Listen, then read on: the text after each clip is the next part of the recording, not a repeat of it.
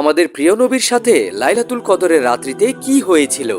আখেরি নবী হজরত মোহাম্মদ সাল্লাল্লাহু আলাইহি ওয়াসাল্লাম জীবনের একটা পর্যায়ে একা একা সময় কাটাতে লাগলেন।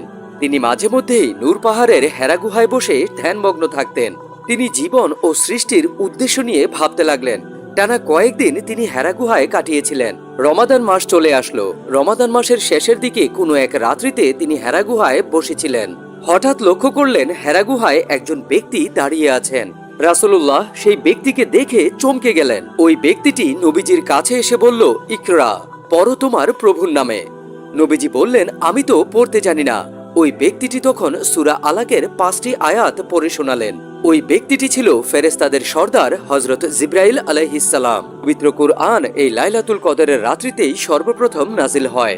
নবীজি সাল্লাল্লাহু আলাইহি ওয়াসাল্লাম তখনও জানতেন না তিনি আল্লাহ তাআলার মনোনীত নবী। সুবহানাল্লাহ।